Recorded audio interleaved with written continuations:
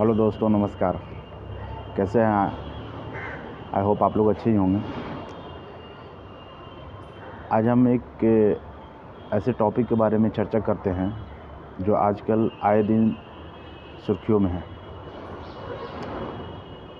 वो यह है कि आप देख रहे हैं कि बिहार सरकार के खिलाफ जितने भी नियोजित टीचर हैं वो आंदोलन पर उतर चुके हैं और कहीं न कहीं आने वाले समय में वो बहुत बड़ा आंदोलन करने के लिए चेतावनी दे रहे हैं बिहार सरकार, शिक्षा विभाग, या यूँ कहें से कि मतलब बिहार सरकार। सवाल ये उठता है कि जब बिहार सरकार माननीय मुख्यमंत्री नीतीश कुमार जी के द्वारा टीचर रिक्रूटमेंट किया गया था, यानी बहाली किया गया था, उस समय तो आपको टर्म्स एंड कंडीशन बताए गए थे। कहने का पॉइंट ये है कि जब से नियोजित टीचर का बहाली आया, यानी कहने का मतलब जो प्रोविज़न आया कॉन्ट्रैक्ट बेसिस टीचर का रिक्रूटमेंट का, उस समय क्लियरली एवरीथिंग मतलब पॉलिसीज़ में मेंशन था। कहने का मतलब है कि बिहार सरकार ने एक प्रस्ताव लाया कि जिनके पास पढ़ाने का इच्छुक है, मतलब जो पढ़ाने के इच्छुक है, मतलब कहने का मतलब बीएड और जो भी टीचर ट्रेनिंग होता है और ग्रेजुएशन और 10+2 के बाद जो पढ़ाने में इच्छुक हैं वो पढ़ा सकते हैं। कहने का मतलब है कि बिहार सरकार ने एक ओपन मार्केट लॉन्च किया कि जो लोग 10+2 और ग्रेजुएशन पास है, साथ में जो टीचर ट्रेनिंग है, चाहे एलिमेंट्री टीचर ट्रेनिंग हो या ग्रेजुएशन लेवल के बाद जो टीचर ट्रेनिंग होती है वो, तो ये दोनों कंडीशन में आप अगर पढ़ाना चाहते हैं, ठीक है, तो आप पढ़ा सकते हैं। कहने का मतलब है कि ओपन मार्केट में बिहार सरकार शिक्षा विभाग ने एक लॉन्च किया कि हम 10 से 15 हज़ार रुपया, या कहने का मतलब है कि 5,000 से लेकर 15,000 के बीच में हम मंथली सैलरी देंगे अकॉर्डिंग टू मतलब जो क्लासेस है, जो सब्जेक्ट है, या कहने का मतलब है कि पहला से लेके मतलब 1 to 5th क्लास इतना सैलरी दिया जाएगा। अगर 5th to 8th क्लास है तो इतना दिया जाएगा, और 8 क्लास टू 10 क्लास है तो इतना दिया जाएगा, और 11 मतलब 10 to 12 क्लास के अगर टीचर या फैकल्टी बनते हैं तो उनको इतना दिया जाएगा। इस तरह से एक क्राइटेरिया बनाया गया, उसके बेसिस पर रिक्रूटमेंट किया गया, जिसके लिए मतलब एक छोटा सा प्री एग्ज़ाम भी लिया गया जिसको STET कहते हैं, और मतलब जो elementary teacher education eligibility test होता है वो। तो ये सारी चीज़ें करने के बाद जो पास हुआ, क्योंकि एक नॉर्मल प्रोसीजर है, क्योंकि ऑब्वियसली बात है आप टीचर बनने जा रहे हैं तो एक बेसिक क्वालिफ़िकेशन के साथ आपके स्किल्स को चेक करना ज़रूरी है। वो तो हर प्रतियोगिता परीक्षा में होता है। तो वो चेक किया गया। उस समय जब आप फॉर्म भरे और जब काउंसलिंग किया गया, मतलब फॉर्म भरने के बाद आप सीटेट पास हो गए या STET पास हो गए, मेरा कहने मतलब जो स्टेट राज्य लेवल पे जो भी टीचर के लिए जो प्रतियोगिता परीक्षा हुआ उसको, तो कहीं न कहीं उसके लिए आपने एक बहुत बड़ी चुनौती दिया। मतलब एक मतलब साधारण सा एक एग्ज़ाम दिया गया कि भाई आपको कम से कम इतना भी नॉलेज है तभी आप शिक्षक बन सकते हैं। तो वो पास करने के बाद आपको कॉन्ट्रैक्ट बहाली पर टीचर लिया। लेकिन आपको आए दिन मतलब सरकार हर 2 साल 3 साल पर आपको मतलब पैसा इंक्रीमेंट कर रही है, मेरा कहने मतलब सैलरी में इंक्रीमेंट कर रही है। अभी सवाल है कि आप लोग मतलब पहले एंट्री करते हैं, उसके बाद आप सरकार से यह डिमांड रखते हैं कि नहीं, आपने कॉन्ट्रैक्ट बेसिस में उस समय ले लिया था, अब हम कॉन्ट्रैक्ट बेसिस में आ गए हैं, अब उसके बाद है जो कि अब हमें परमानेंट कीजिए। आप सरकार से या शिक्षा विभाग से लगातार डिमांड कर रहे हैं कि ये करिए, मतलब हमें परमानेंट मतलब सरकारी कर्मी का दर्जा दीजिए और जो भी फैसिलिटी है वो दीजिए, और कहने का मतलब है कि हमारी पेमेंट जो है मतलब वेतनमान के रूप में दिया जाए, मतलब एक ग्रेड से मतलब ग्रेडिंग सिस्टम जो होता है उसके तहत पेमेंट बनाया जाए, या कहिए कि मतलब 7th पे कमीशन जो है भारत सरकार का उसके तहत मतलब दिया जाए।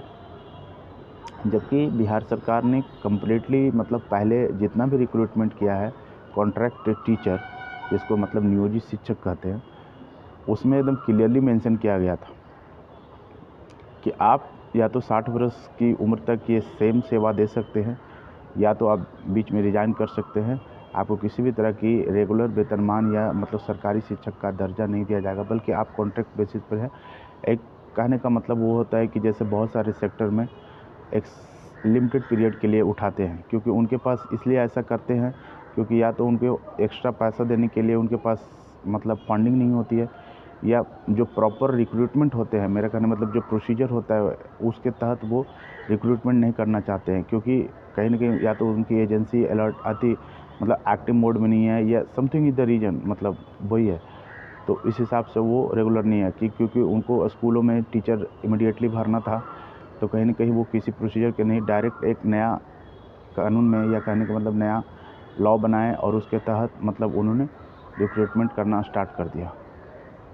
तो ये सारी चीज़ें प्रोसेस जो है किया उन्होंने, और उसके तहत तो हम ये कहना चाहते हैं कि जितने भी नियोजित शिक्षक हैं उनसे कि आप अगर एक शिक्षक हैं और शिक्षा देते हैं, तो एक चीज़ बताइए कि आप शिक्षा अगर दे ही रहे हैं और सही काम कर ही रहे हैं, तो फिर आपको किस बात की एतराज़। सवाल है कहीं ना कहीं आप शिक्षक हैं, आप पढ़ रहे हैं और पढ़ा भी रहे हैं।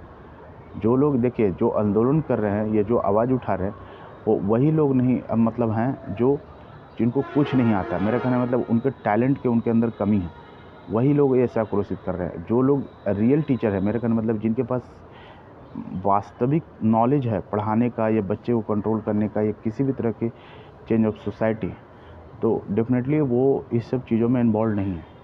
वो कुछ असामाजिक टाइप के जो टीचर हैं, मेरा कहने का मतलब जो या तो फर्जी डिग्री पर या तो मतलब किसी भी तरह से स्कॉलरशिप के ज़रिए एग्ज़ाम पास कर लेना, या किसी भी तरह से मतलब पैरवी, मेरा कहना मतलब डोनेशन बेसिस पे, नॉट मेरिट बेसिस पे, डोनेशन बेसिस पर किसी भी तरह से रिक्रूटमेंट में बहाल हो गए हैं, वो आज आवाज़ उठा रहे हैं। क्योंकि अगर आप शिक्षक हैं, आप पढ़ा रहे हैं, तो आपको ये सरकार कह रहा है, नया जो शिक्षक बहाली नियमावली है उसमें साफ कह रहा है कि आप जिस विषय में मतलब महारत हासिल किए या जो पढ़ा रहे हैं उसी विषय से रिलेटेड आपको पूछा जाएगा।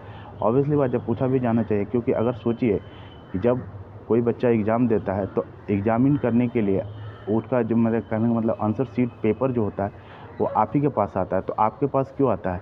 क्योंकि कोई ज़रूरी नहीं कि हर बच्चा सेम डिस्क्रिप्शन में लिखता है। हर बच्चा मतलब पॉइंट मेरा कहने का है कि जो क्वेश्चन आपने पूछा कि ऊर्जा क्या होता है, व्हाट इज़ द एनर्जी, तो कोई एनर्जी को डिफाइन प्रैक्टिकल वे में कर रहा है, कोई एनर्जी का डिफाइन एक प्रॉपर डेफिनेशन के रूप में कर रहा है, कोई जो है मतलब डेफिनेशन के अलावा मतलब कुछ और अलग अलग, मेरा कहने का मतलब 10 to 15 टाइप्स के कर रहे हैं। तो कहीं ना कहीं आप लोगों को इमेजिन कर रहे हैं, मतलब एग्जामिन कर रहे हैं कि ये बच्चा जो लिखा है वो परफेक्ट है कि नहीं, या समझा है कि नहीं, उस चीज़ को एग्जामिन कर रहे हैं पेपर के हिसाब से।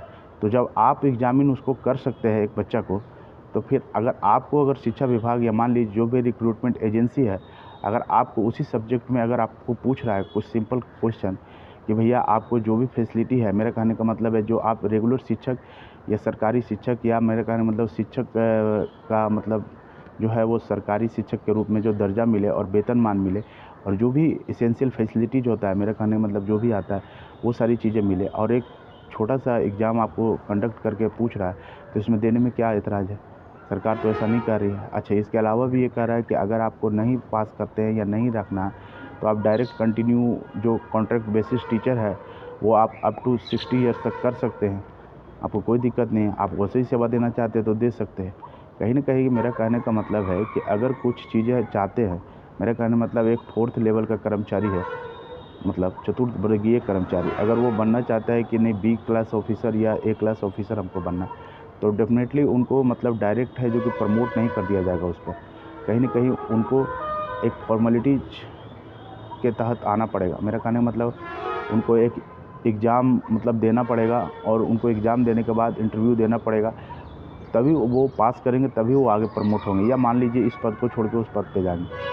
तो सवाल है सेम टीचर में भी यही हो रहा है। मैं देखता हूँ कि जो शिक्षक है आज नियोजित टीचर, वो एक तरह से मतलब माफिया राज चला रहे हैं, क्योंकि मतलब आए दिन आंदोलन कर रहे हैं सरकार के खिलाफ, या कहने का मतलब है कि बहुत सारे प्रस्ताव में मतलब हर बार में आंदोलन कर रहे हैं, लेकिन जो बच्चों की क्वालिटी है, मेरा कहने का मतलब जो शिक्षा है, एजुकेशन क्वालिटी वो बहुत ही गिर गया है। मेरा कहने का मतलब है जितने भी आज बिहार राज्य सरकार का जितना भी सरकारी स्कूल है, आज शिक्षा विभाग की तरफ से या बिहार सरकार की तरफ से शिक्षा विभाग में हर टाइप का फैसिलिटी दिया जा रहा है, इतनी सारी फंडिंग दिया जा रहा है, एनजीओ काम कर रही है, बहुत सारा इंटरनेशनल फंडिंग भी हो रहा है बच्चे को क्वालिटी का एजुकेशन को सुधारने के लिए। लेकिन टीचर जो है सिर्फ पैसे के पीछे पड़ते हैं। कभी हमने ये नहीं देखा आज तक नियोजित टीचर को, क्योंकि उन्होंने मतलब इस बात के लिए हमेशा आंदोलन किया कि हमें प्रमोशन होना चाहिए, हमें पेमेंट बढ़ना चाहिए, हम इतना में नहीं खा रहे, इतना में नहीं पी रहे, ये नहीं कर रहे, वो नहीं कर रहे। क्योंकि आपको बता देना चाहता हूँ कि जब भी कोई भी ऑर्गेनाइजेशन या सरकारी हो या प्राइवेट हो, अगर ये खुले मार्केट में कहती है कि आप अगर बैठे हुए हैं, मान लीजिए किसी तरह का रोज़गार नहीं है, हम 10,000 रुपया में आपको खटाना चाहते हैं, तो आप अगर उसको अंदर मतलब खटाने के लिए, मेरे कहने का मतलब है आप एज ए वर्किंग एम्प्लॉय के रूप में अगर काम करने के लिए हायर होते हैं और फिर आप उस पर दबाव बनाते हैं कि नहीं हमें मतलब फुल सैलरी दो और मतलब काम भी कम दो, और मान लीजिए कि किसी तरह का नहीं है, तो वो पॉलिसी के खिलाफ होता है। तो डेफिनेटली आज अगर पेपर में दिया है बिहार सरकार शिक्षा विभाग की तरफ से कि अगर आप किसी भी तरह के आंदोलन करते हैं, जबकि मैं बता देता हूं कि नया शिक्षक नियमावली जो है वो बीपीएससी के द्वारा एग्ज़ाम कंडक्ट किया जाएगा और जो व्यक्ति पास होंगे उनको रेगुलर टीचर माना जाएगा और उनको फुल वेतनमान जो भी एक मतलब मेरे कहने मतलब ग्रुप सी या जो भी बी में आते होंगे, एक ग्रुप बी में हमको लगता है प्रधानाध्यापक की पोस्ट आएगी और मतलब एक शिक्षक का ग्रुप सी में आएगा। तो जो भी कहने का मतलब है कि जो पास करने के बाद जो एक सरकारी शिक्षक का दर्जा होता है या जितना उनको पेमेंट मिलना चाहिए और जो भी मतलब उनकी जो पावर्स होते हैं, ऑर्डर्स होते हैं, वो सब उनको आ जाएगा हाथ में। तो सवाल ये होता है कि किसी भी चीज़ के लिए मतलब वो करने का कोई चीज़ नहीं है, ठीक है। तो इसीलिए कोई भी आंदोलन ही होता है, बिना आंदोलन ऐसे करने का नहीं होता। तो हर चीज़ के लिए एक मायने रखता है कि आप किसी भी चीज़ को एक्सप्रेस कीजिए। अगर एक्सप्रेस नहीं करते हैं और मान लीजिए किसी पे ब्लेम ठोकते हैं, तो वो कहीं न कहीं आपके लिए एक बहुत बड़ी चुनौती हो जाता है। तो मैं ये कहना चाहता हूँ कि नियोजित टीचर जिस तरह से लोग फाइट कर रहे हैं पैसे के लिए और परमानेंट के मतलब बिना एग्ज़ाम दिए हुए हमें परमानेंट करो और मतलब बहुत सारी फैसिलिटी दो। हाँ, आपको एग्ज़ाम पास करने में क्या दिक्कत है? आप टीचर हैं तो आप आंदोलन क्यों कर रहे हैं? तो बेवजह आंदोलन कर रहे हैं। मेरा कहने का मतलब है अननेसेसरी कामों में ये टीचर जो है मतलब मेरा कहने का मतलब राजनीतिक एक चीज़ बता देते हैं कि आप अगर सरकारी शिक्षक है, अगर शिक्षा देने का मंदिर में आप काम करते हैं तो आप राजनीतिक चीज़ों से दूर रहिए। दूसरी चीज़ है कि जो गलत हो रहा है समाज में उसको आप लोग उस पर कमांड कीजिए। मैं बहुत सारे ऐसे टीचर्स को देख रहा हूँ कि मतलब सरकारी पैसे उनको मिल रहे हैं, उनको उनकी फैमिली चलाने के लिए दे रहे हैं, ये दे रहे हैं, लेकिन जितने भी टीचर्स हैं, खास करके पहले के जो टीचर हैं जो अभी पेंशन के रूप में पा रहे हैं, वो एक समाज में या सोसाइटी में नफ़रत फैलाने का काम करते हैं। उनको ये लगता है कि हमें सरकारी खजाना से सरकार हमको पैसा दे रहा है, तो हम इसके बेसिस पर किसी भी समाज में अपना नफ़रत फैलाए कि मतलब हम पावरफुल हैं, हम पेंशन पाने वाले हैं और मतलब अपनी वो पैसे के मेरे कहने मतलब सरकारी पैसे के दम पर वो कहीं न कहीं समाज में एक नफ़रत फैलाते हैं, मतलब पावर दिखाते हैं कि तुम लोग कमाओ या नहीं कमाओ, तुम लोग कुछ करो या नहीं करो, हमें सरकार पैसा खुल के दे रही है। और मैं किसी के मतलब कमेंट कसना, तंज कसना, मतलब आए दिन मतलब आपको बता देता हूँ कि आप सरकारी शिक्षक के रूप में आप काम किए, अब आपको दे रहा है कि रिटायरमेंट के बाद आराम से आप रहिए और खाइए पीजिए, और कहने का मतलब है कि जो सेवा दिया उसका आपको फल दिया जा रहा है। लेकिन ये नहीं कि इसका मतलब है कि एक मतलब समाज में नफ़रत फैलाइए। मैं हमारा जो भी है 90% शिक्षक अभी तक यही देखा हूँ जो पेंशन पा रहे हैं, वो कहीं न कहीं समाज में नफ़रत फैलाते हैं। अब किस वजह से नफ़रत फैलाते हैं? या तो उनको लगता है कि हम बहुत पैसे वाला हो गए हैं, या हमें बहुत सरकार बैठे पैसे दे रही है, या मान लीजिए हमें कमाना नहीं पड़ता है किसी के षड्यंत्र में, तो अनाप-शनाप मतलब बक के मतलब अपना पावर दिखाते हैं। इवन सरकारी कार्यालयों में भी जाते हैं तो ये बताते हैं कि हम सरकारी शिक्षक हैं, फलना बैच के ये वो। आप क्या जताना चाहते हैं? आप कानून के तहत काम क्यों नहीं करते हैं? उसी तरह मतलब है जो कि सरकारी जो नियोजित टीचर है वो भी है। कभी इसके लिए मतलब हमने आंदोलन नहीं देखा है कि हाँ भाई बच्चे में क्वालिटी एजुकेशन आ रहा है कि नहीं, क्वालिटी इम्प्रूवमेंट आ रहा है कि नहीं। जो मेरा कहने का मतलब है सोशल जो चेंजेस है वो आ रहे हैं कि नहीं आ रहे हैं, कहने का मतलब, या मतलब CSA मतलब सेंटर फॉर सोशल एक्शन। तो इस तरह से जो बच्चे में होना चाहिए बदलाव, मतलब जैसे एक बुजुर्गों से कैसे सम्मान दे रहे हैं, मतलब बच्चा पेश आ रहा है, या किसी भी सरकारी ऑर्गेनाइजेशन के बारे में कैसे आ रहा है, या मतलब पेड़ पौधा, पशु पक्षी, पर्यावरण या जो भी है इसके प्रति मतलब कैसे बच्चे पेश आ रहे हैं। आजकल जो बच्चे पढ़ रहे हैं खास करके सरकारी स्कूल में, ये प्राइवेट है, मतलब गलत रास्तों पे ज़्यादा जा रहे हैं। मैं ये नहीं कहता कि टेक्नोलॉजी की वजह से गलत रास्ते पर जा रहे हैं या पेरेंट्स के तरफ से फ्रीडम है या टीचर्स के तरफ से फ्रीडम है, लेकिन अगर आप एक चीज़ मान लीजिए कि आप शिक्षा, मैं सारे टीचर से हाथ जोड़कर विनती करता हूँ, और अगर मैं कुछ भी इस वीडियो में अगर गलत बोला हूँ तो उनकी अपनी तरफ से मैं माफ़ी चाहता हूँ। लेकिन हम ये कहना चाहते हैं कि शिक्षा जो है, और ख़ास करके जो शिक्षक है, वो एक सर्वोपरि है। जिस तरह से एक रिलीजियस में, मतलब मेरे कहने मतलब हिंदू रिलीजियस में ब्राह्मण उच्च कोटि के लोग होते हैं, उनको पूजा करते हैं या हर चीज़ के लिए पहले कहते हैं कि नहीं ब्राह्मण का भोग लगाओ उसके बाद अपना लगाओ, उसी तरह शिक्षा भी और शिक्षक भी एक मतलब समाज का बहुत बड़ा चैलेंजिंग रोल है। अगर शिक्षक चाह लेंगे तो पूरा समाज, राजनीतिक दल या मतलब किसी भी प्रशासनिक सेवा को बदल सकते हैं। तो मैं ये कहना चाहता हूँ कि गलत चीज़ों के लिए समर्थन मत कीजिए, अपने हक़ के लिए सिर्फ मत लड़िए, लोगों के हक़ के लिए भी लड़िए। मेरा कहने का मतलब है कि जो आज बच्चे पढ़ रहे हैं उनके अंदर कितना क्वालिटी एजुकेशन है। आज ऐसा हो गया कि बच्चा गलत कर रहा है, और सबसे बड़ी बात जानते हैं, आज जो जितने भी सरकारी शिक्षक हैं वो गलत हरकतों में ज़्यादा आ गए। मेरा कहने का मतलब है, आप अगर सरकारी स्कूल में पढ़ाने जा रहे हैं तो आप प्रॉपर ड्रेस में जाइए, जो कि एक टीचर का जो भी या मैडम जी का जो भी ड्रेस कोड होता है, ये नहीं कि कुछ भी पहन के चले जाइए। दूसरा चीज़ है कि आप अनावश्यक बातें मत कीजिए स्कूल कैंपस में। उससे क्या होता है कि जब बच्चे सीखते हैं तो वो भी, उनको एक हैबिट हो जाता है कि अगर सर मैडम जी ये कर रहे हैं तो हम भी करेंगे, या उनको नहीं कोई मतलब है तो हमको भी क्या मतलब है, क्योंकि अनुशासन ही सबसे बड़ा चीज़ है।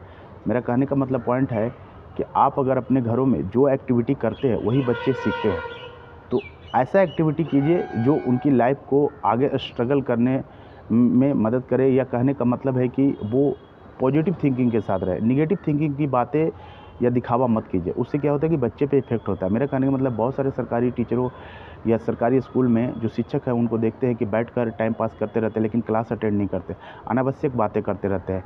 जैसे कि अब मान लीजिए बहुत सारे शिक्षक हैं जो कि स्कूल में जाते हैं शिक्षा के मंदिर में पढ़ाने के लिए, तो बहुत सारा नशा करके लोग जाते हैं। अब नशा किसी भी टाइप का हो सकता है, मेरा कहने का मतलब पान खा रहे हैं, गुटखा खा रहे हैं, या मान लीजिए शराब पी के जा रहे हैं, तो ये सारी चीज़ें बच्चों पे इफ़ेक्ट होता है। अगर बच्चों में क्वालिटी एजुकेशन के साथ साथ अगर सोशल चेंजेस लाना है तो आपको पहले अपने आप सुधारना होगा, तभी बच्चे हैं जो कि चेंजेस होंगे।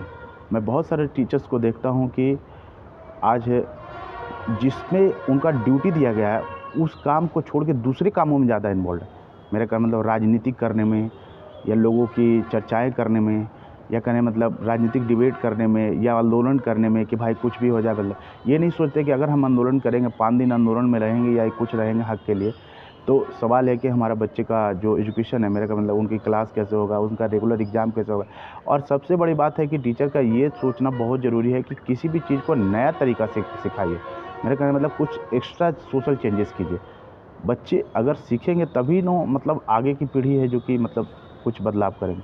अगर आप बच्चे को कुछ एक्स्ट्रा सिखाइएगा नहीं, कुछ नया चीज़ें सिखाइएगा नहीं, वही चीज़ रटा रहे हैं, तुता रहे हैं। मैं ऐसा नहीं बोलता हूँ, हर टीचर के पास टैलेंट है, लेकिन उस टैलेंट को, मेरा कहने का मतलब सरकारी स्कूल में बच्चों के सामने दिखाइए और उनको डिसिप्लिन सिखाइए। पहली बात डिसिप्लिन नहीं दिखाते। आज के मैं बच्चे देख रहा हूँ जो 18 वर्ष से कम उम्र के लोग हैं, वो सिगरेट, शराब, गांजा सब सेवन कर रहे हैं। इवन गर्लफ्रेंड बनाकर मतलब उनके साथ मस्ती कर रहे हैं। मतलब जो घर में बुजुर्ग हैं या उनसे जो बड़े हैं उनकी बातों नहीं मान रहे हैं, मतलब हर चीज़ में जिद पकड़ लेते हैं। ये सारी जो चीज़ें हैं, एक शिक्षक बदल सकता है, ऐसा बात नहीं है। पेरेंट्स का तो पहला रोल है, मानते हैं कि सब पेरेंट्स नहीं कंट्रोल कर, लेकिन आप शिक्षक मंदिर में जा रहा है तो मेरा कहने का मतलब ये नहीं कि बच्चे को सिर्फ खाली ये पढ़ाइए कि मतलब ककारा पढ़ लो, 1 2 पढ़ लो, काउंटिंग पढ़ लो, ये नहीं है। उसके अलावा जो आप समाज में जो रिस्पॉन्सिबिलिटी होती है उनके, या एक जो चेंजेस होता है उसके बारे में भी बताइए, क्योंकि ये आपकी जिम्मेदारी है। अगर बच्चों को मोटिवेट नहीं कीजिएगा या उनको नए चीज़ों के बारे में नहीं बताइएगा, या कुछ एडिशनल चीज़ें बताइए जो कि उसको पढ़ने में या सुनने में रोचक हो।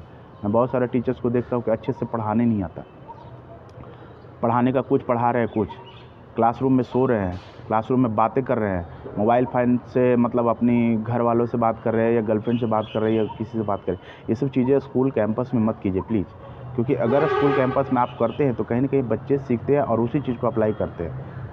आज विश्वास नहीं करेगा, आज बहुत सारा जगह पे हम देख रहे हैं कि जो टीचर और स्टूडेंट का जो रिलेशनशिप है वो ख़त्म होता जा रहा है। आप एक चीज़ मान लीजिए, अगर आप जिस बच्चे को पढ़ाते हैं या बच्चियों को पढ़ाते हैं, चाहे वो सर हों या मैडम जी, एक आपके बाल बच्चे के समान, मेरा कहने मतलब सन और डॉटर के जैसा रिलेशनशिप रहता है। ठीक है, लेकिन उस सन और डॉटर के रिलेशनशिप को भी गलत तरीके से इस्तेमाल करते हैं। मैं बहुत सारे टीचर्स को देखता हूँ कि मतलब गैर कानूनी चीज़ों में ज़्यादा इन्वॉल्व है। मैं ऐसा बोल नहीं सकता इस वीडियो में, लेकिन मेरा कहने का मतलब आज जान ही रहे हैं कि क्या हो रहा है, ख़ास करके होटल सेक्टर में। तो ये सारी चीज़ें नहीं है। मेरा कहने का मतलब है कोई भी आप काम ऐसा नहीं कीजिए जो बच्चों पे इफ़ेक्ट पड़े। मेरा कहने का मतलब आप लोग से हाथ जोड़कर विनती है सारे टीचर से, चाहे वो प्राइवेट शिक्षक हो या सरकारी शिक्षक हो, क्योंकि शिक्षक जो होता है समाज का सबसे अहम रोल होता है। अगर समाज को बदलाव लाना है, राजनीतिक पार्टियों में बदलाव लाना है या प्रशासनिक सेवा को अपनी जिम्मेदारियों का एहसास कराना है, तो एक शिक्षक आसानी से कर सकता है, क्योंकि शिक्षक का बहुत बड़ा रोल है। शिक्षक जो सिखाएंगे, जो बच्चे को पढ़ाएंगे, जो गाइडलाइन देंगे, जो पॉलिसी बताएंगे, वो चीज़ को वो फॉलो करेंगे।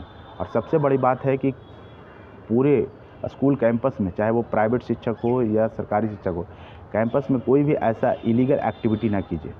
मेरा कहने का मतलब है किसी भी तरह का अगर ऐसा करते हैं तो वो बच्चे पे इफेक्ट होता है। और डिसिप्लिन का हमेशा प्रयोग कीजिए। मैं इसलिए नहीं बोल रहा हूँ क्योंकि मैं आपको बताना चाहता हूँ कि एक प्रधानाध्यापक ऐसे भी थे। मैं बता रहा हूँ कि राजगीर, नाम सुने होंगे, बिहार स्टेट में नालंदा डिस्ट्रिक्ट राजगीर एक जगह है जो कि टूरिज़म स्पॉट भी है, और कहने का मतलब नालंदा ज़िला जो है शिक्षा का हब भी है, पुराने ज़माने में आवाज़ भी है। तो वहीं RDH हाई स्कूल राजगीर एक हाई स्कूल है, वहाँ पे एक प्रधानाध्यापक थे स्वर्गीय कामेश्वर प्रसाद सिन्हा। आप उनके बारे में जानिए और उनके आइडियोलॉजी के बारे में जानिए। वो एक प्रधानाध्यापक के पद पर रहते भर में मतलब उन्होंने बच्चों को ऐसा मतलब सबक सिखाते थे कि ऐसा नहीं है, वो गुस्सा भी करते थे तो प्यार भी करते थे। अगर उनको बहुत बड़ा दंड भी देते थे तो कहने का मतलब है जो कि वो फिर बाद में प्यार भी करते थे। तो मेरा कहने का मतलब आज जितने भी शिक्षक हैं उस सभी शिक्षक से अनुरोध है कि आप बच्चे को दंड बिल्कुल दीजिए। अगर कोई भी गलत किया तो ये नहीं समझिए कि हमारे ये नेताजी का बेटा है या ये किसी ऑफिसर का बेटा है या ये बहुत बड़े वाला पैसे वाला का आदमी है, ऐसा मत सोचिए, क्योंकि आपका कर्तव्य है। अगर वो गलत है तो आप उसे दंडित कीजिए। और मैं जितने भी पेरेंट्स हैं या गार्जियन है बच्चे का, उनको मैं बोलता हूँ कि अगर गलत चीज़ों में अगर शिक्षक उनको पनिश करते हैं, मेरा कहना मतलब दंड देते हैं, तो आप उसका मतलब विरोध मत कीजिए प्लीज़। क्योंकि आज अगर आप विरोध कीजिएगा और अपने बच्चे को या बच्चियों को बचाइएगा गलत चीज़ करने के बाद भी, तो सोचिए कि कल ये बहुत बड़ा क्राइम कर सकता है। मैं यही बोल रहा हूँ क्योंकि ये सच्चाई है।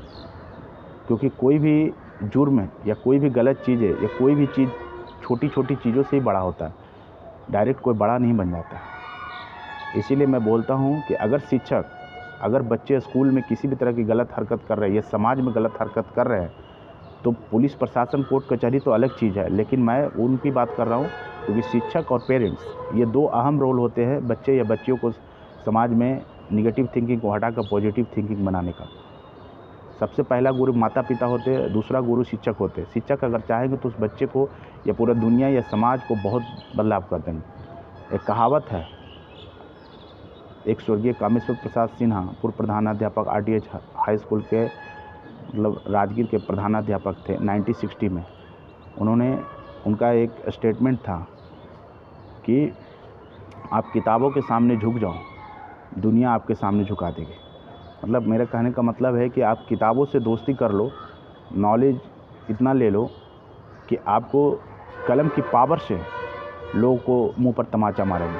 किसी भी तरह के आपको गैर कानूनी आर्म्स, मेरा कहने मतलब आर्म्स मतलब बंदूक, राइफल्स या किसी भी तरह की भाला या किसी तरह के मारपीट करने का ज़रूरत। आप इतना ज्ञानी बन जाओ और इतना किसी चीज़ को सीख लो कि आपको कोई भी पुलिस ऑफिसर से लेकर एक राजनीतिक पार्टी या कोर्ट कचहरी के जो जजेस हैं वो भी आपको पनिश करने से पहले आपको 10 बार सोचें कि आप अपना राइट्स या अधिकार जानते हैं। तो मेरा कहने का मतलब है कि जो शिक्षक है वो सर्वोपरि है और शिक्षक को अपनी भूमिका निभानी चाहिए। मैं ये नहीं बोल रहा हूँ कुछ शिक्षक, और सबसे बड़ी बात ये मैं बता रहा हूँ कि जो टीचर चाहे वो डोनेशन बेसिस पर आए हैं या चाहे वो मेरिट बेसिस पर आए हैं या जिनको पढ़ाने का प्रैक्टिस या पढ़ाने का एक्सपीरियंस नहीं है कि कैसे पढ़ाते हैं, तो मैं यही बोलना चाहता हूँ कि अगर आप सरकारी सेवाएं या सरकारी शिक्षक या प्राइवेट शिक्षक भी बन गए तो मैं यही बोलता हूँ कि आप कुछ मत कीजिए। जो चीज़ अगले दिन बच्चे को क्लास में पढ़ाना है उस चीज़ को आप 1 घंटे, आधे घंटे, 10 मिनट जितना में आपको कमांड होता है उतना में आप पढ़ के या प्रैक्टिस करके उस चीज़ को आप क्लास में जाके पढ़ा सकते हैं। इतना ही करिए, कुछ नहीं करना है। लेकिन हाँ, उसके लिए प्रिपेयर करना बहुत ज़रूरी है। आप प्रिपेयर नहीं करिएगा और आइएगा उधर से, मान लीजिए मतलब पूरा मस्ती करके और यूँ, और आप उसके बाद है जो कि मतलब जाके क्लास में पढ़ाइएगा तो क्या पढ़ाइएगा। मैं बहुत सारा बिहार में बात कर रहा हूँ, ऐसे नालंदा ज़िला के बहुत सारे स्कूल में मैंने देखा है कि शिक्षक या तो शराब पी कर आ रहे हैं, या पान गुटखा खा रहे हैं, या मैडम जी के साथ बैठ के गुलछर्रे उड़ा रहे हैं। Please don't do that inside the schooling campus. Please, मतलब मेरा कहने मतलब स्कूल कैंपस के अंदर किसी भी इलीगल एक्टिविटी को शो मत कीजिए, क्योंकि वही शो करने की वजह से आज जितने भी कमिंग जनरेशन या न्यू जनरेशन के बच्चे या बच्चियाँ हैं वो गैर कानूनी चीज़ों में इन्वॉल्व है। मेरा कहने का मतलब है कि आप समझ गए होंगे मैं खुल के क्या बोलूँ। लेकिन अगर समाज में प्रेरणात्मक बनना है तो बच्चों में निगेटिव चीज़ों को ढुकने नहीं दीजिए। मेरा कहने मतलब उनको सीखने नहीं दीजिए, हमेशा पॉजिटिव थिंकिंग सिखाइए।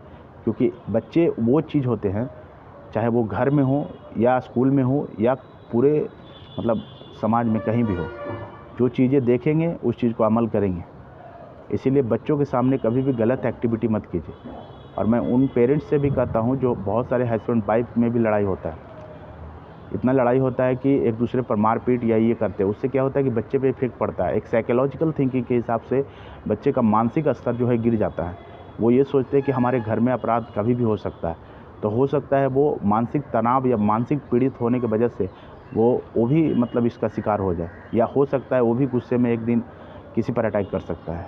तो ऐसा मत कीजिए। एक साइकोलॉजी कहता है कि जो चीज़ बच्चा देखेगा उस चीज़ को सीखेगा, और नहीं तो उसको प्रैक्टिकली उसको करके करना चाहेगा। इसीलिए मैं बोल रहा हूँ।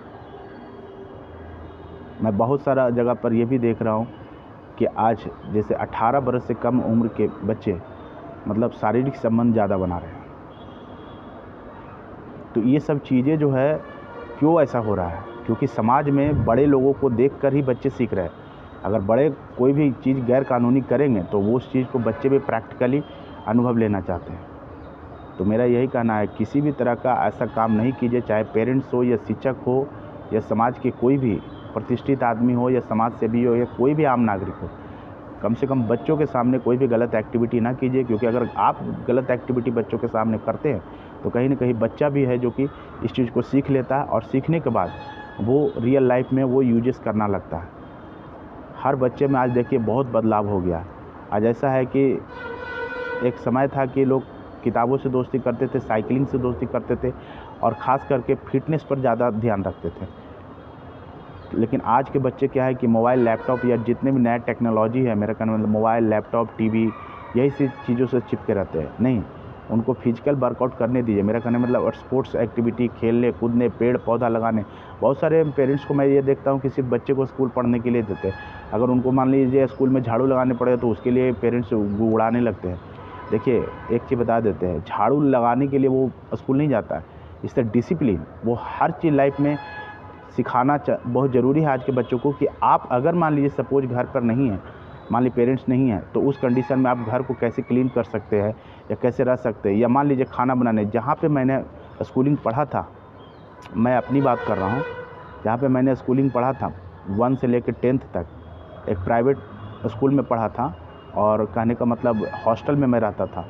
आज के पेरेंट्स हॉस्टल में बच्चे को नहीं रखते, क्योंकि बोलते हैं कि वो सिक्योर नहीं है, वो गलत रास्ता पकड़ लेगा, या कहने का मतलब है जो कि खाना पीना नहीं सही होगा, ये होगा, मर जाएगा, ये होगा, ढकाना नहीं। ये सोच ऐसी है, ऐसा हो नहीं सकता। क्योंकि हम बच्चे हॉस्टल में रहने के बावजूद, जबकि मेरा बगल में ही घर था, फिर भी हॉस्टल में रहा। क्यों? क्योंकि हॉस्टल में जिस कम्युनिटी में रहिएगा वहाँ की डिसिप्लिन्स को सीखिएगा। और मैं खाना भी बनाता था। मैं कहने मतलब हम लोगों का एक पारी होता था, मेरा कहने मतलब रेगुलर शेड्यूल होता था कि वो एक दिन आपको भी मतलब खाना बनाने में हेल्प करना है। इसलिए कि वो सिखाया जाता था कि अगर इन कंडीशन आपके घर में पेरेंट्स या कोई भी खाना बनाने वाले नहीं है, तो उस कंडीशन में आप किचन में जाके या अपना मतलब खाना कैसे बना सकते हैं। हर चीज़ सीखना ही एक कला है। आप जितना सीखिएगा उतना महारत हासिल कीजिएगा, क्योंकि सीखने के पीछे कभी छोड़िए मत। और एक चीज़ बता देता हूँ, जो एजुकेशन है वो कभी डेड एंड नहीं होता है। ये नहीं कि आप ग्रेजुएशन तक पढ़ लिए तो ख़त्म हो गया, नहीं। आप जब तक ज़िंदा हैं तब तक आप हर चीज़ को सीखते हैं। आप ज़रा एक चीज़ बताइए कि आप एक बार स्कूलिंग करते हैं, एक बार वाले शादी करते हैं, एक बार बच्चे होते हैं, एक बार आप मतलब वर्किंग लाइफ में आते हैं, एक बार बूढ़ा होते हैं, क्या कि कोई भी चीज़ सेकंड टाइम हो रहा है या मतलब रिपीट हो रहा है? नहीं हो रहा है। तो इसीलिए कहते हैं कि लाइफ में हर चीज़ एक ही बार होता है और हर एक ही चीज़ के बेसिस पर अनुभव लिया जाता है। ठीक है, तो मैं आप लोगों से विनती करता हूँ कि कोई भी, चाहे पेरेंट्स हो, शिक्षक हो या समाज के कोई भी व्यक्ति हो, कोई भी बच्चों के सामने कोई भी गलत एक्टिविटी ना कीजिए जिनसे उस पर असर पड़े और वो निगेटिव थिंकिंग को सीखे और पॉजिटिव थिंकिंग को ना सीखे। इससे समाज में बदलाव नहीं आएगा। अगर समाज में बदलाव करना है तो बच्चे को प्रॉपर गाइडलाइन कीजिए। अगर आप गाइडलाइन नहीं कर रहे हैं तो कहीं ना कहीं बच्चों की ज़िंदगी या भविष्य से खिलवाड़ कर रहे हैं। और बच्चों को ज़्यादा भी छूट भी नहीं देना चाहिए। बच्चों को उतना ही किसी चीज़ को लिए छूट दीजिए जितना उनकी मतलब लिमिटेशन है, ये नहीं कि कुछ भी। और ख़ास करके पैसे तो ज़्यादा दीजिए ही मत, क्योंकि ज़्यादा पैसा रहेगा तो डेफिनेटली वो गलत चीज़ों में इन्वॉल्व होगा। पैसे पर कमांड कीजिए। उनको जो भी ज़रूरत की सामानें हैं, चाहे वो खाने का, पीने का, साइकिलिंग वगैरह किसी भी तरह का, उस चीज़ों को आप मतलब उनको ला कर दीजिए। पैसे मत ऑफ़र कीजिए, क्योंकि पैसे ऑफ़र कीजिएगा तो हो सकता है वो दूसरी चीज़ों में डाइवर्ट कर देंगे। तो ये सारी चीज़ें नहीं है। और शिक्षक से अनुरोध है कि आप लोग अपना हक़ के लिए लड़िए, लेकिन एक कायदे कानून में, गाइडलाइन पॉलिसी में, ठीक है। और किसी भी तरह की गलत चीज़ें नहीं कीजिए। मैं देखता हूँ कि सरकारी टीचर या प्राइवेट टीचर या जो भी कैंपस के अंदर में इलीगल एक्टिविटी होता है उसको रोकिए, क्योंकि आप जो कीजिएगा या पेरेंट्स जो घर में करेंगे वही बच्चे सीखेंगे। और एक साइकोलॉजी के हिसाब से कहता है कि जो बच्चा होता है, जो चीज़ रियल लाइफ में जो चीज़ देखता है वो चीज़ सीखता है और उसको अनुभव करने की कोशिश करता है। मेरा कहने का मतलब प्रैक्टिकली करके देखना चाहता है। यही गलती है, उस चीज़ को अपनाई नहीं। और हो सके तो बच्चों को पीटिए नहीं, पनिश नहीं ज़्यादा कीजिए, समझाइए उनको। कितना समझाइएगा उतना वो उनका ब्रेन वॉश होगा। मेरा कहने मतलब ब्रेन क्लीन होगा। किसी चीज़ को समझाइए उनको सिखाइए कि ऐसा नहीं ऐसा होता है, ऐसा नहीं ऐसा होता है। क्योंकि आप समझाइएगा नहीं और उनको बेवजह पीटिएगा, बेवजह डांटिएगा तो डेफिनेटली वो एक मानसिक रोग हो जाता है, मतलब मानसिक पीड़ित हो जाते हैं। तो वो कल कोई भी गलत कदम उठा सकता है, या नशा कर सकता है, किसी की मर्डर कर सकता है, या कोई भी चीज़ कर सकता है। तो इसीलिए बच्चों को ये सब चीज़ों से दूर रखें और बच्चों को प्रॉपर गाइडलाइन दीजिए। दोस्तों, आपको वीडियो में जो भी हम बातें बोले हैं, आपको क्या लगता है, या मैंने कहाँ गलती बोली, या आपको क्या बदलाव है, ये हम आपको सीखने के, आपसे सीख रहे हैं, नहीं कि मैं अपना कोई प्रस्तुत कर रहा हूँ। मेरा कहने का मतलब एक, जो समाज में आज गलत एक्टिविटी हो रहा है उसके लिए एक वीडियो के माध्यम से जागरूकता कैंपेन चलाना चाह रहा हूँ। अगर किसी भी तरह का क्वेश्चन है या कोई भी चीज़ बदलाव है या कुछ हम गलत बोले हैं या किसी भी तरह के लिए, तो उसको माफ़ी चाहते हैं। लेकिन हाँ, आपको किसी तरह का कुछ है तो कमेंट ज़रूर करिएगा। कमेंट करके आप पूछ सकते हैं। लेकिन आप सारे टीचर या मतलब पेरेंट्स या जो भी सामाजिक आदमी हैं उनसे अनुरोध है कि समाज या में जो बदलाव है या बच्चों में जो गलत अश्लील चीज़ें ढूक रही है उस चीज़ को रोकने के लिए आप लोगों का समर्थन या आप ही लोग को आगे आना पड़ेगा। कोई राजनीतिक पार्टी या प्रशासनिक सेवा या जो भी कोर्ट कचहरी न्यायपालिका है वो कुछ नहीं करेगा। सिर्फ ये समाज की भूमिका है और शिक्षक का। शिक्षक तो सर्वोपरि है। शिक्षक चाहेंगे तो पूरा कहने का मतलब है कि दुनिया बदल देंगे। इसलिए शिक्षकों का नहीं, शिक्षक को से मेरा अनुरोध है कि सिर्फ अपने हक़ के लिए नहीं लड़िए, बल्कि जो चीज़ों के लिए आपको रखा गया है उस चीज़ के प्रति भी होइए कि बच्चा क्या सीख रहा है, क्या नहीं सीख रहा है, बच्चों को क्या सिखाना चाहिए, क्या नहीं सिखाना चाहिए, उस पर भी फोकस करिए। क्योंकि कहीं न कहीं आज सरकारी स्कूल में, बिहार राज्य में सरकारी स्कूल में एजुकेशन क्वालिटी बहुत गिर गया है। मैं इसलिए नहीं बोल रहा हूँ क्योंकि पहले हम लोग भी पढ़े थे, एजुकेशन क्वालिटी देखिए किस टाइप का था। और मतलब मैं आपको बताता हूँ कि एक आइडियोलॉजी के तौर पर अगर आप रिसर्च या अनुभव करना चाहते हैं तो स्वर्गीय कामेश्वर प्रसाद सिन्हा पूर्व प्रधानाध्यापक RDH हाई स्कूल राजगीर के एक प्रधानाध्यापक और शिक्षक भी थे।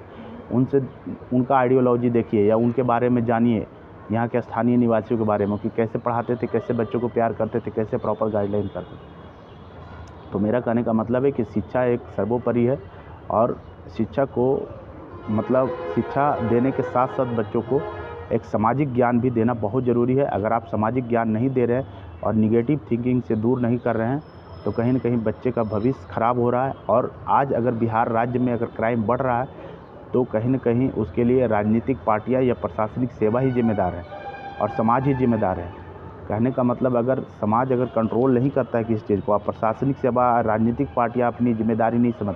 मैं ये नहीं कहता हूँ कि अपने लिए या अपने पार्टियों के लिए कुछ करिए या ना करिए, लेकिन कम से कम मैं किसी भी राजनीतिक पार्टी या प्रशासनिक सेवा या सामाजिक आदमी या जो भी सामाजिक व्यक्ति हैं उनसे अनुरोध है कि बच्चों के सामने कोई भी गलत चीज़ें ना होने दीजिए। अगर बच्चों के सामने गलत चीज़ें होती है तो कहीं ना कहीं उनको एक मेंटली एंड फिजिकली हरास्ट होता है और वो इस चीज़ को सीखते हैं। ठीक है, तो दोस्तों आपको वीडियो कैसा लगा लाइक ज़रूर कीजिएगा, शेयर ज़रूर कीजिएगा और अपना कोई भी क्वेश्चन या आंसर है तो उसको कमेंट ज़रूर करिएगा। ठीक है, धन्यवाद।